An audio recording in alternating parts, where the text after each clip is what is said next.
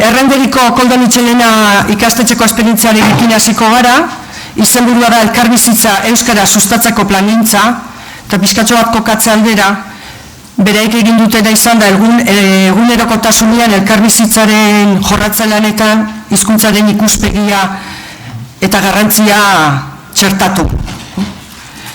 Beraz, Lurresek eta Maiderrek azalduko digute aurrera. Egunon, orain denak kafe hartuta askoz ere erneago egongo zeaten, ez dakit ona edo txarra den, baina saiatuko gera. Ni tutore bezala nator, eta Lurdesek eskatu zian laguntzeko, gelan bizitzen dudalako orain kontatuko dizu dana, ez da? Hemen dio elkarbizitza euskaraz sustatzeko plangintza. Ez dago orain dikan jarrita? Eta hemen bi aspektu sartzen dira, ez da batetik elkarbizitza sustatzeko plana, eta beste batetik euskararen erabilera sustatzeko plana. Eta ezinbestean uztartuta daude, gure kasuan. Konstantzia dugu euskararen erabilera erabatekoa bihurtzen dela, hasieran gelan, eta pixkanaka gainentzeko eremuetan. Baina zindadik zuedana da, emaitza hau lortzeko ezinbestekoa direla, paraleloki, kohesiorako tutoritza plan bat sendo eukitzea, eta ondoren etorriko litzake beste aspektua, ez da? Ondoren, plangintza horretarako zati bati helduko dio Lurdesek. Baina, hau guztia martxan jartzeko, gure ustez, osagai garrantzitsuena irakasleak dira. Eta hauek hezkuntza bizitzeko duten era. Eta naiz sartuko bat ere ikasleekin, baizik eta gure esparruan, bai? Eta bizitzeko diodanean, ez dut hitz egingo ez jarrerari buruz, ez metodoi buruz. Gehiago esango dut emozion munduan sartuko garela, ez da? Eta emozion munduan irakaslearen perfilaz hitz egin nahiko nuke gehiago. Eta audio danean, esan nahi dut azkenean irakasleriak ilusio euki behar dugu, topiko bat bada ere, hori gabe nik uste dut ezer gutxi egin daitekela. Beste gauza garrantzitsua da diskurtso positiboa ikaslearekiko, eta diskurtso positiboa diodanean ez da aurrari nahi duena gustatuko litzaiokena esatea, baizik eta esaten zaiona gu buruan euki behar duguna da berari azaltzerakoan beti ere aurrari, nola esango nuke, ezer negatiborik ez adieraztea. Badaude gauzak esateko modua gaizki esan gabe hobetu dezakezu esatea. Bata negatiboa da, bestea berriz positiboa, ez da? Eta horren inguruan, diskurtso guztia.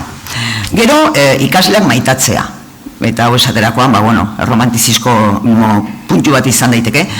Baina maitatzea diodanean, nik nire kasuan eta nire espentzia pertsonalangatik, diot nire seme-alabak maite ditudan bezala, ikastetxean eta bi urtez ikasle batzukin egon behar dudanean, horiek maitatu behar ditut, eta maitatu behar ditut denak.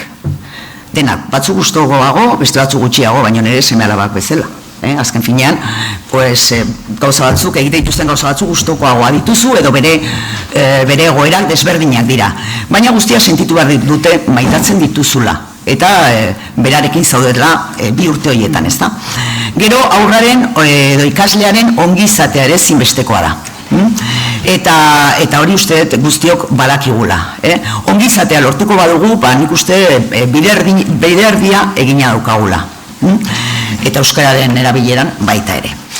Gero, oso garrantzitsua ere, bere ikasle bakoitzari bere lekua ematea. Eta bere lekua diodanean, nik 22 ikasle ditut, eta, hori nola lortu daiteke. Nik agurtzen ditut, bere izenez egunero, 22, bai, sartzerakoan eta bai irtetzerakoan. Eta gezurra badirudi ere, hasieran, ez dizute begiratzen, eta baina azkenean, berai ateratzen zaie, ezta? Eta hori da lehenengo gertutasuna. Eta gero, hortik aurrera, bere lekua ematea, hori zu buruan daukazu azken finean, nori eman diozun gaur, nori eman diozu arratsaldean, baina guztiei eman behar zaiela. eta nik uste lortzen dela, ez? Gero beste bada, konfidantza ematea, noski, eta zuk azken finean beraiek konfidantza emateko, zuk beraiei ere eman behar diezu, eta hau euskararen erabileran gertatzen da, eta adibide gisa esango nizueke, askotan galdetzen orain hasieran, batez ere galdetzen diedanean, gaur nola aritu zara, euskaraz aritu zara guztiz, eta agian esaten du bai, eta beste aur batek, Andereño, gezurtan nahi da, ari da, bakoitza beria. Ni konfidantza eman behar diot, eta esan diot, pues berdea jarriko dizut, zuk esan badiazu, ongi da. Konfidantza hartzen duten neurrian, joaten dira egia esaten. Eta egiboro bilak azkenean, Osea, beraiek bere buruaz, azkenean bere buruaz jabetu behar dute, ez da bestek esaten dutena, ez da. Eta konfidantza honekin lortzen duzu entzute aktiboa beraien aldetik. Eta gero, ikasleari errespetoa behar zaio, dui gabe. Hora, nik lortu nahi badut errespetoa irakasle bezala, zuk lehenik errespetoa behar diozu aurrari. Gero, eta azkenik, ikasle guztien gaitasunak aurkitzea. Hau da, ikasle guztia maitatu behar dituzu, eta ikasle guztiai lagundu behar badituzu, eta aktiboak izatean nahi baduzu, lortu behar dituzu, haien gaitasun bakoitzari gutxienez, destakatuko duen bat aurkitzea. Eta noski, hori gure hezkuntza sisteman zaila da, ze arte munduan, musika munduan, kirola munduan, baita ere, gaitasun asko daude eta etorkizunean oso baliagarriak, baina horiek sisteman ez dira hainbeste lantzen, eta ez gaude prestatuak ere gaitasun horiek ateratzeko, ez, kreatiboak izatea, eta bar. Baina, saiatzen geha. Azken finean dela, gero ikaslearen nortasuna errespetatzea du digabe, gu ez gara inor, ikaslearen nortasuna aldatzeko. Gero kohesio jolasak etengabe egitea. Eta esaten dudanean hau, esaten dute euskararen erabileran egiten ditugun ekintzak ere. Askotan errezeta bat bilatzen dugu, errezeta eraginkor bat, ez? Baina ez dago. Azkenean ikuste, egin behar dana da, konfiantza baldin baduzu, esaten dizuten zerbaitetan, egin eta egin. Eta gure kasuan, Maribi Fernandezek berritzegunetik gogoratzen dute aipatu zigula, ez? Zuk kohesio jokoak egin. Liburuak erosi, gela bakoitzan jarri, eta egin. Eta gero esango didazu. Eta egia da. Azkenean probatu egin behar da. Ausarta izan behar da, eta probatu. Eta probatu ala gero ikusten dituzu emaitzak, ez? Eta esango duzute, hau da. Azkenean ikaste prozesuan ikaslea kontziente egiten dira euskarari dagokionez, prozesu guzti hau da elkarbizitza sustatzeko planean daukaguna, ez? Garrantzia handia ematen diogu. Baina bide batez lortzen dugu aurren buruan kontziente egiten da bere diskurtsoa areagotuz, ez guk esaten dugu beti, bai, euskaraz aritu behar du, baina badal dauka jariorik euskaraz aritzeko. Badauka jariorik elkarrizketa, sendo bat edo, elkarrizketa bat eramateko, ez? Baina lortu ala, euskararen erabilera konturatzen dira, eta kontziente dira, diskurtso hori areagotzen dela, eta euren ikasketetan ere arrakastatsuagoa direla. Eta benetan ikusten da. Osea, eta, honekin azkenean esan dizuedana, euskararen erabileran lortzen duguna, beste markorretan elkarbizitza sustatzeko plangintzan kokatzen dela, bai? Eta, eta aztu gabe noski, sari sozialak garrantzi handia daukate, azkenean aurrentzat. Eta, gero aipatuko dezu. Lurdexe, kontatuko digu pixka bat, ekintza zertan datzen. Maiderrek esan dituen hitzak beharrezkoa genituen pixka bat ulertzeko ere, orain aurkeztuko dugun prezionen bitartez gure ideia nagusienak. Orduan hemen ikusten dezute, goian elkarbizitza euskara sustatzeko plangintza, eta hori da, lehenengo egunetik, irailaren lehenengo egunetik, bukaera arte, nola daukagun guk pentsatua, eta ze ekintzak egiten ditugun. Gurasoekin, ikasleekin, eta gure artean. Orduan, hemen jarri ditugu, pausoak zeintzuk izango diren, gero, errekonozimendua, berak esan duen bezala, guk erantzun bat ematen diegu ikasleei, erantzun bat, eta erantzun horretan errekonozimendu bat dago, eta sari sozialak erabiltzen ditugu. Gero, ebaluazioa nola egiten dugun, lehenengo egunetik bukaera arte, nola egiten dugun ere ebaluazioa ikasle horiekin, ikasleek ere nola egiten duten beraien autoebaluazioa edo, eta laburbilduz, ze ideia nagusi ditugun, pixka bat hau ulertzeko eta aurrera eramateko. Bueno, hasiko gara pausoak ikusten, nire zea pixka bat nola dago, ikasturtean zehar, abia puntua izango da, alde batetikan, iraila eta urrian, ikasturte hasierako guraso bilera orokorra. Guraso bileran esan inberdegu, zein izango dan gure euskara eta gure elkarbizitza inguruan zeintzuk izango diren edo zein izango den gure ibilbidea, ezta? Orduan, euskararekiko, normalkuntzan Irunen, orain 3 urte edo, ni orain 4 urte sartu nintzen, eta orduan ideia bat, Iñaki Biainek esandako ideia, eskola arrakasta lortu behar dugu, hizkuntza menperatu behar dute. Eta erabiltzen ez bada, gaitasuna ez da lortzen, da gaitasuna, erabilera, biak lotuak daude. Ez da, atzu ikusi genuen, gaur ikusten ari gara. Orduan, eskola arrakasta lortu, etorkizunerako prestatu, eta euskal kulturaren eragile aktibo bultzatzea. Hori guraso bileretan esan egiten dugu. Orduan, lehenengo klaustroan, hori esan genuen. Ideia, oraindikan gela batzuetan eramaten dugu aurrera, orain da 4 urte hasi ginen, orduan oraindikan berri xamarra gera, ja urteko planean sartu dugu. Horregatik, lehenengo klaustroan esan genuen, ideia hau gurasoi esan egin behar geniela. Zein izango den gure ibilbidea. Eta klaustroa erabili genuen hortarako. Hori gurasoekin, baina gelako dinamika nola bultzatuko dugu. Gelako dinamika, Maiderrek esan duen bezala, aurten 3. mailakoak hartu ditu, baina aurreko behan, 3. eta 4. mailakoak eduki zituen orduan. Ibilbide guztia, berak prestatu du. Berak, eta beste, 4 irakasle.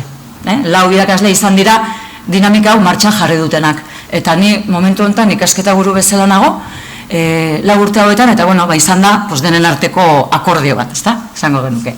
Guri asko oso egokia iritu zaigu, oso emaitza onak eman dituelako. Orduan, hemen sartzen dira, gelako akordioak.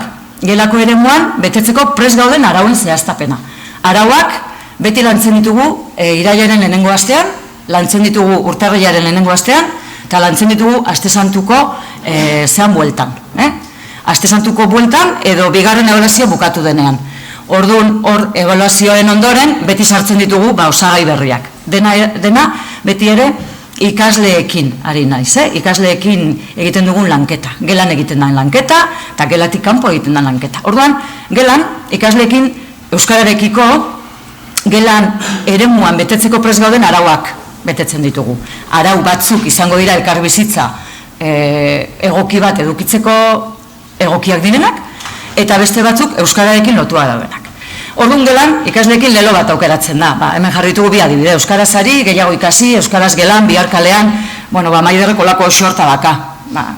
Urte askotan ere elkarbizitza batzordean egon delako, eta xorta asko, baina, hau denon artean adosten da. Gelan beti euskaraz hitz egiten saiatuko gara, bai. Eta egunero kontrol bat eramango dugu. Orduan, kontrol hori eraman egiten dugu, egunero arratsaldero jartzen dugu, berdea erabili dugunean, eta gorria erabiliaz dugunean, baina kohesio hori lantzen ari da, landuta dago, kohesioa beti lantzen ari da, urte guztian zehar landuko dugu, baina umeak babestuak sentitzen dira, ez dut erabili, erabili dut, hasieran berak esan duena, ez? Hasieran, 3. mailan oso txikiak dira, baina 6. mailan hasten mazera dinamika honekin, lehenengo urtean ala egin genuen, hasieratik esaten duten, ez dut erabili. 3. mailan eta 6. mailan, ikasleak ez dute percepzio bera, eta ez dute zea berdina, ez da emozionalki ere ez daude berdin. Orduan, hori adinak ere egiten du. Egunero kontrola egiten dugu. Eta berdeak irabaziz gero, ostia da arratsaldean, sari bat egiten dugu saria, gero jarriko dugu zein den saria. Baina, errekonozimendu hori bideratzen dugu. Eta gorriak irabazi balin badu, ez da ez da gertatzen, hurrengo ostean. Hasiko gara berriro. Puntu berdea zein gorria irakasleak jartzen du, 2. zikloan. Eta 3. zikloan, irakasleak ez du jartzen da, ikasleak berak jartzen du. 2. zikloan urrian, arautegiarekin batera, ikasle bakoitzak bere asmoak jartzen ditu. Urrian, oraindikan iraila urrian hasieran gaude, eta ikasle bakoitzak bere konpromisua hartzen du. Eta guk asmoa deitzen diogu, eta asmo horiek izango dira. Bat, langiroan zerbeteko dudan, eta bestea lan akademikoan zerbeteko dudan. Baina hauek ez dira euskararekiko bakarrik. batek momentu hortan agian beste asmo bat dauka. Agian euskara erabiltzeko edo erabilaren inguruan, agian ez. Hola da, ez da? Eta horre idatzita gelitzen dira, beti presente, paretean. Simple, postik batzuki, simple. Pasa dugu lehenengo hilabetea eta abenduan, zer gertatzen da abenduan, ebaluazio bilerak egiten ditugu. Orduan, ebaluazio bileretan, ja ez dago tutorea, gehi beste irakasle guztiak. Eta orduan hor laguntza eskatzen dugu. Laguntza eskatzen da. Orduan esaten zaie, beste irakaslei, arloa edo ematen duten noiei, erabileraren berri emateko, neri, tutoreari, emateko. Eta horrela, modu honetan, bigarren edilekoan, gelako eremua beste eremuetara zabaltzen da, ze beste irakasle batzuk ja parte hartuko dute, eta jangelara ere eramango da, eta pasillotan, eta orduan sortzen da. Beste irakasleak inplikatu egiten dira, eta gero behatzaile arduradun batzuk sortzen ditugu ja hemen, ikasle batzuk sartzen dira ja, martxa hartzen dute. Orduan, ikasle hauek txandaka izendatzen ditugu, eta noski, lehen esan dezuten bezala, oso gustora hartzen dute ardura hau, eta bikoteak sortzen dira. Orduan, batek patio garaian, behatu egiten du, eta bestea, jangela garaian, batzuk eskaiera, bestiak, baina, ez dugu hori gero arratsaldean, gelako eremuan, goxo berriro ere, hor komunikatzen da. Batzutan kontatu ingo dute, eta beste batzutan, ez da beharrik izango, hasiera, igual, xalatari moduan haituko dira pixka bat, baina gero ez da dinamika hori sortzen. Ez dute egiten alakorik. Ez daukaz ikusiri, xalatariakin. Ez, esan nahi dut, behatzaile dira, zelengoan normalkuntzan galdetu zidaten hori. Behatzaile dira, baina behatzaileak dira. Gero norberak esaten du beak zer egin duen. Ikasleek esaten dute. Ez, eta beraiek ere bai, behatzaileek ere. Baina osondo, lertzure papera bai beraiek eta bai besteak. Ja, sartu direlako dinamika horretan. Errekonozimendua, sariak. Sariak izaten dira kohesio jokoak, berriro ere kohesioa lortzeko aeremuko jolasak.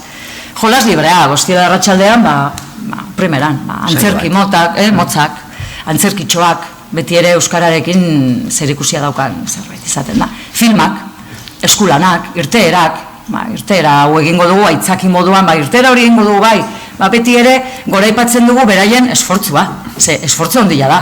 Gure ikaslegoa, euskalduna oso gutxi dira, orduan, beraintzat esfortzu handi bada, eta guk hori jakin inber dugu. Orduan, baloratu inber dugu, ze beraintza lan handia izaten da ere, ezta. Orduan, lehenengo biru astetan, gela osoaren gehiengoak lortzen duenaren arabera, saritxoa ematen dugu, arratsaldean denok hori egingo dugu. Ez dakiz zein, jolas edo. Eta hirugarren astetik aurrera, banaka hasiko gara ematen. Eta ze gertatzen da hemen? Ongi betetzen duenak, saria jasotzen du, kohesioan edo eskulan batean edo. Eta besteak, ze gertatzen irakasleak beste lantxo bat jarriko dio, osto konstiente dira, badakite, akordiotara beraiek iritsi direlako, eta hori izaten da gure,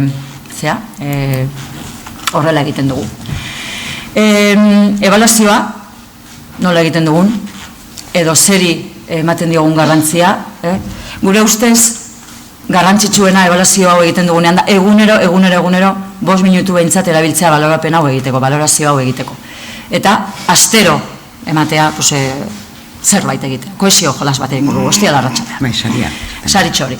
Eragile desberdinen implikazioa, arduradunak, irakasleak, tutoreak, zuzendaritza, gu ere, eskaileretan gora, edo bera, edo gelan sartzean, batzutan nahita joten gara esatera, ze ondo, entzun dut, eta poxa sentitzen dute, edo eskaileretan, ze ondo, itura hori, ze ondo hartu duzuen, guk ere, esaten diogu, guretzat ere hori importantea dela, eta haiek baloratua sentitzen dira ere. Helburua etengabe begibistan eduki behar dugu. Helburua, euskara erabiltzea da. Horrek bere ondorioak dituelako, beraientzat, arrakasta eta gaitasuna lortzen delako. Ikasleek helburua betetzearen garrantzia sentitu behar dute beraiek. Beraientzat garrantzitsua izan behar du. Horregatik prestatu dugu pretziaren aurretik, Maiderrek esan duen guzti hori, elkar bizitza ona, kohesio hori beharrezkoak ditugu. Eta kohesio lanak izugarrizko garrantzia du edo zer gauza aurrera emateko garaian. Baita euskararen erabileraren kasuan ere, erantzunak emozionala izan behar du, noski. Lehenengo hiruhilekoa bukatzear dagoenean eta balorazioarekin batera ikusiko dugu gelako erabilera nola doan.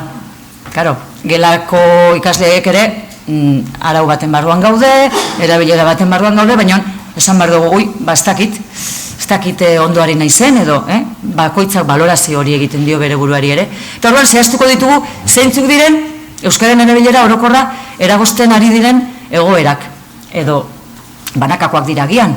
Eta proposatuko diegu, hurrengo hiruhileko asmo horietan, saiakera pertsonalizatuak helburu bezala jartzea. Orduan, bakoitzak hor lan pertsonal bat sartzen da, eta agian asmo horietan, hasieran pentsatuko ez zuten, helburu hori jarriko dute, baina berriro ere asmo horietan. Hau da, erabiltzen dugun materiala. Dina 3 bat, euskaren erabilera, banakako puntuazioa egiteko. Nahikoa da, utzi egiteko kuadro bat, horrelako bat.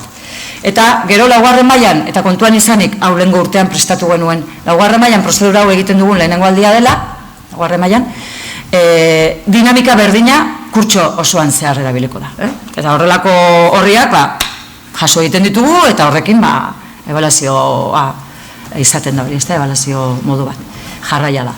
Eta hau zan lehengo urtean, kurtso bukaeran Maideren gelako ikasle guztiek, eremu guztietan, guztiek, gero sartu zitzaigun ikasle berri bat otsailan, otsailan martxoan sartu zitzaigun ikasle berri bat, kanpotik etorri zen, etzekin, baina oso babestua sentitu zen, eta, berarekin ere aparteko dinamika batzuk egin genitun, noski, ze beste guztiek hasieratik jaso dute guzti hau, eta hortan ari dira, baina ikasle berri batentzat, hizkuntza berri baten aurrean, atzo esaten genuena, zaila, eta orduan Maiderrek ere plangintza berezi berri bat egin zuen berarekin, eta egia esan oso asko ikasizun.